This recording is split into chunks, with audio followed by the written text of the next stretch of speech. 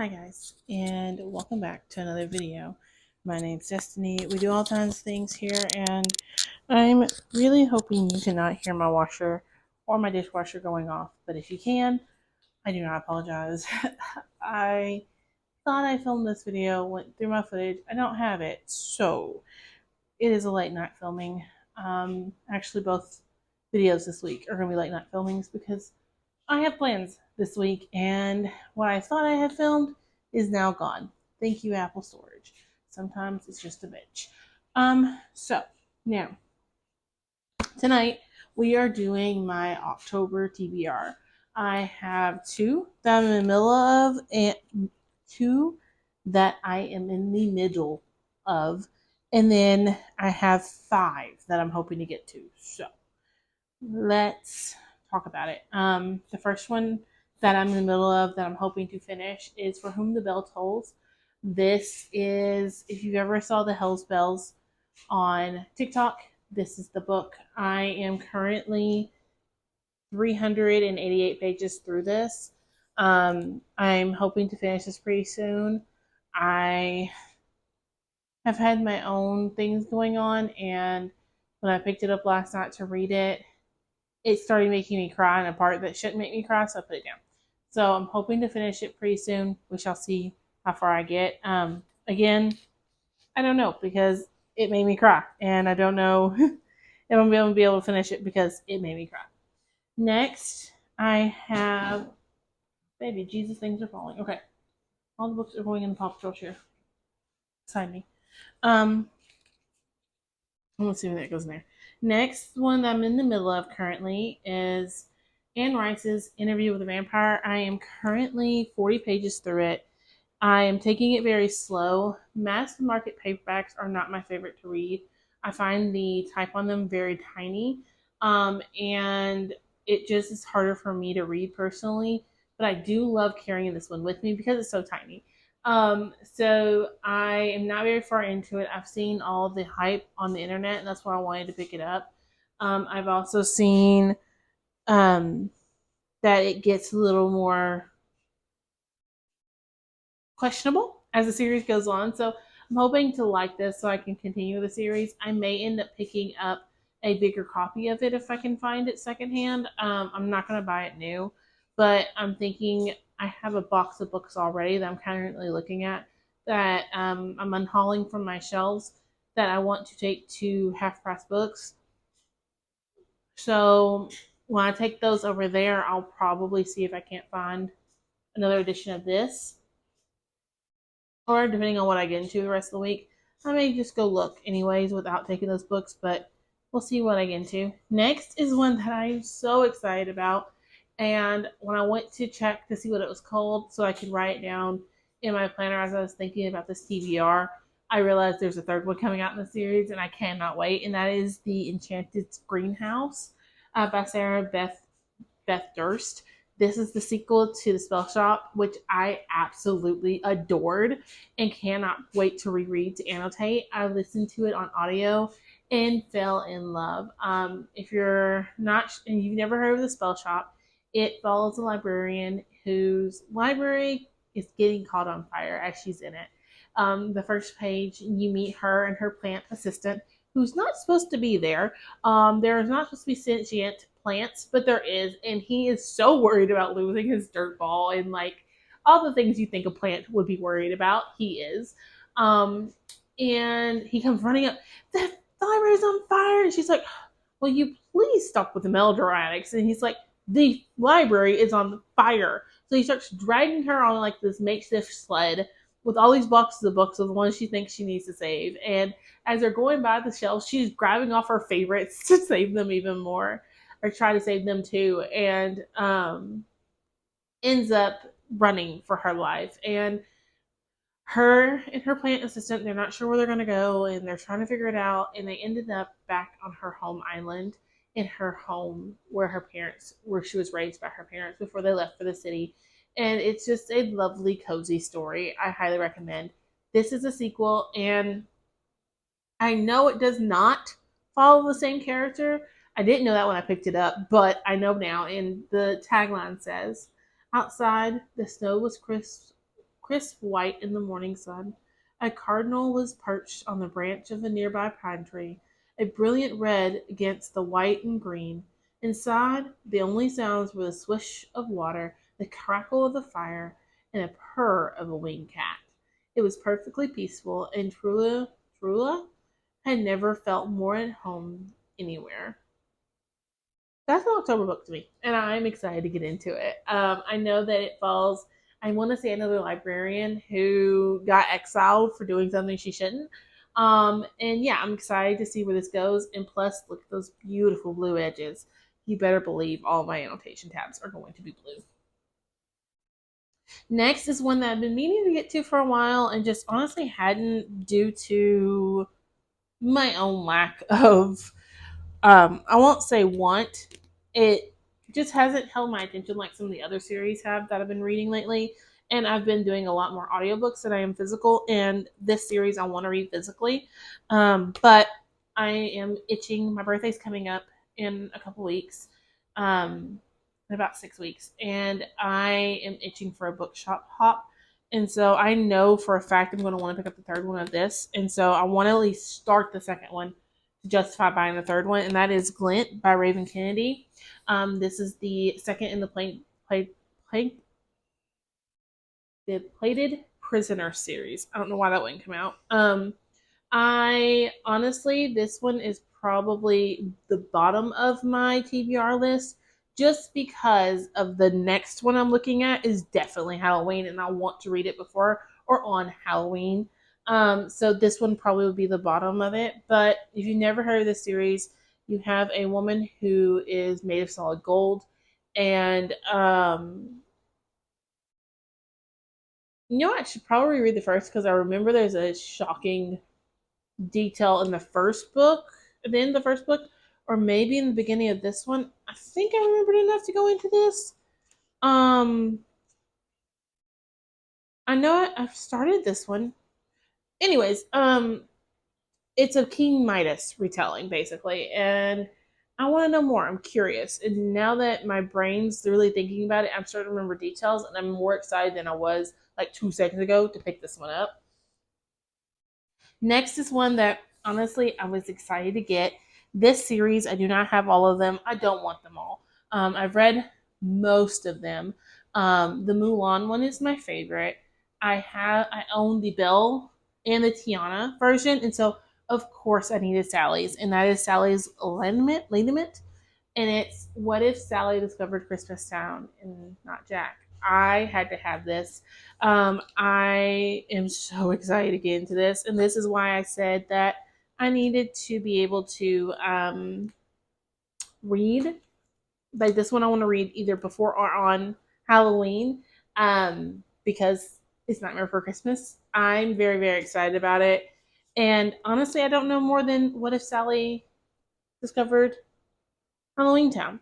Now, there is one other book I'm going to honorably mention right here because it's another Nightmare for Christmas. It is the second one to the Queen, Long Live the Pumpkin Queen. It's a sequel to that. I'm hoping to get my hands on it. When I picked this one up, I picked up Long Live the Pumpkin Queen, and it wasn't until like 2 weeks later I was walking through Walmart just getting groceries and realized they had the second one. So I want to pick that one up too because I love Long Live the Pumpkin Queen. I'm toying with the idea of rereading it this month and annotating it as my annotation for the month. Yes, those are coming back. No, I don't know when because it's been crazy around here.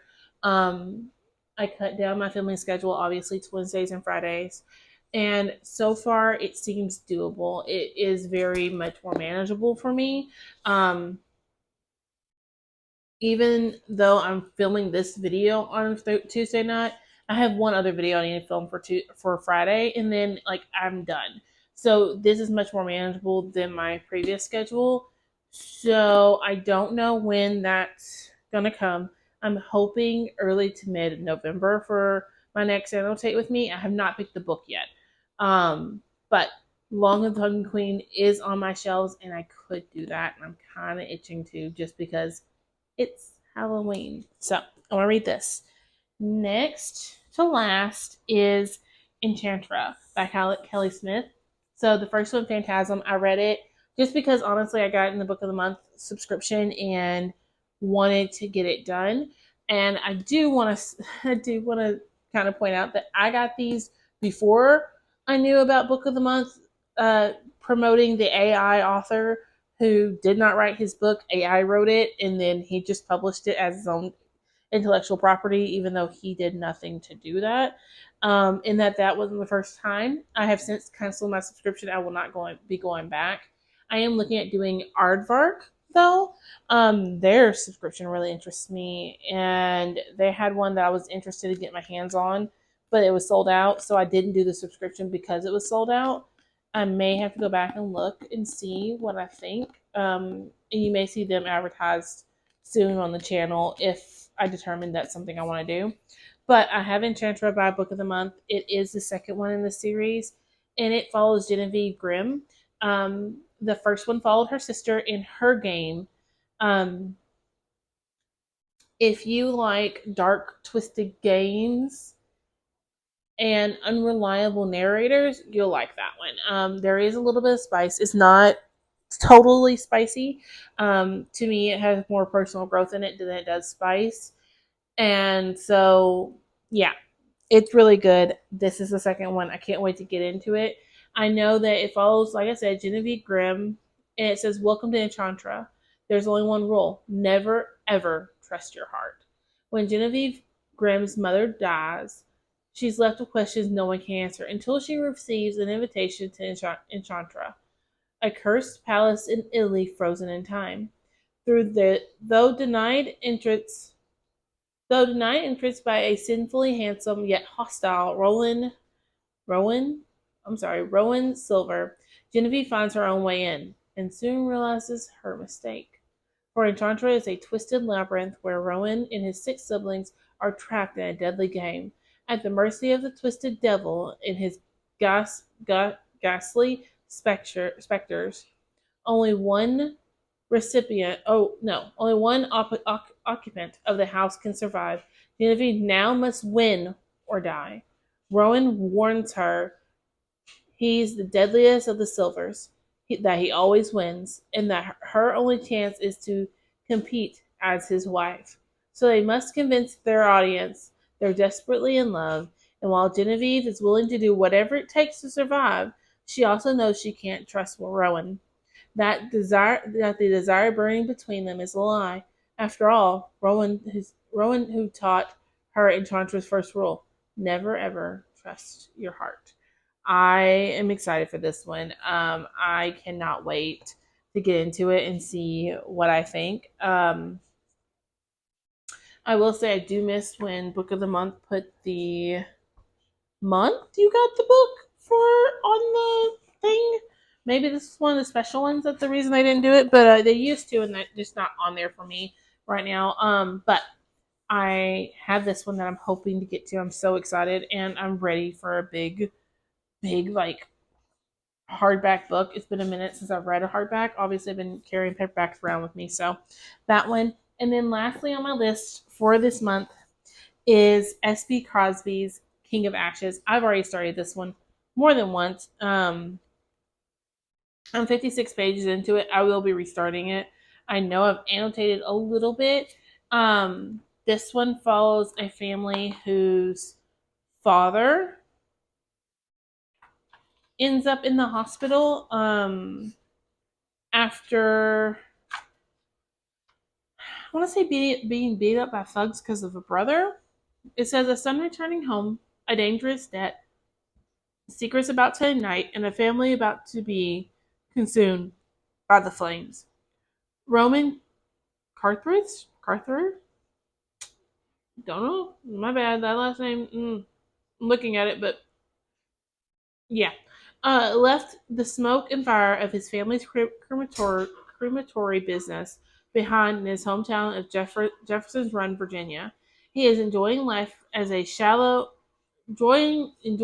of shallow excess as a financial advisor in Atlanta until he gets a call from his sister Nevaeh, telling him their father is in a coma after a hit and run accident.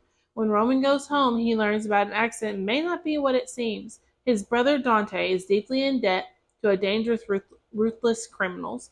Roman is willing to do anything to protect his family. Anything. A financial whiz with the head for numbers and a talent for making his clients rich, Roman must use all of his skills to try to save his family while dealing with the shadow that has haunted them for 20 years, the disappearance of their mother. When Roman and his siblings were teenagers, a mystery that Nevaeh, who has sacrificed so much in her life to hold her family together, is determined to solve once and for all. As a fate and chance and heartache unite in their lives, the family must pull together to survive or see their lives turn to ash, because their father counseled them from birth. Nothing lasts forever. Everything burns. I've heard Razor Blade Tears is really good by him. I've not read that one, but I read, oh, I can remember the entire plot. All Sinners Bleed. And honestly, oh my God, was that one good. I listened to it and literally was around the house squeaker cleaning. Down on my hands and knees, scrubbing floors and stuff, just because I needed something to do with my hands why I finished this book. And I absolutely loved it. So I know already that I'm going to eat this up when I get the chance to actually read it. When it came in my book of the month, it was in June. So it was the last time I got book of the month from our brain has went, yeah. It was last time that I got book of the month, the book of the month subscription, which is my last book. And I would have canceled it in May if it hadn't been for this one. I knew it was coming. When they showed me the June selections, I was like, you know what? I'll pay for another month just because I want this one, and I want to own all of his books and read them all. Like I said, I'm excited for this, and yeah, there you have it. There is my TBR. There are a few more that I could throw in here. I have a Stephen King that's looking at me, begging to be read. I have a couple of rereads I could do. I have Hotel Majestic over there that I could read. So I have a couple more that definitely could be on this TBR, but these are the ones I want to get to. I don't have a big book read right now, and I'm starting to feel the need for one. I'm gonna start a new episodes. I'm gonna start a new series. That's the word I'm looking for on here, where I try different reading hacks to see if it helps me read more, helps focus more. I think that'll be a lot of fun and something that I can do once every week. And then maybe we'll get up to three videos that way. Right now we're gonna stick to the two until the end of the year, and come January I'm gonna reevaluate to see where I'm at. My big book right now is either going to be A Day of Fallen Night by Samantha Shannon, or Wise Man's Fears by Patrick Rothfuss. Kind of want Wise Man's Fears. I'm not really feeling like romance right now, and that one has a really shitty one in it, and I cannot stand the romantic interest, so it may be perfect, just like right up my alley. I'm probably gonna figure that out tonight, actually, if I don't pick up for whom the bell tolls. So yeah, I hope y'all enjoyed this video. Again, I hope the washer and the dishwasher aren't too loud. And I will catch y'all on my next one.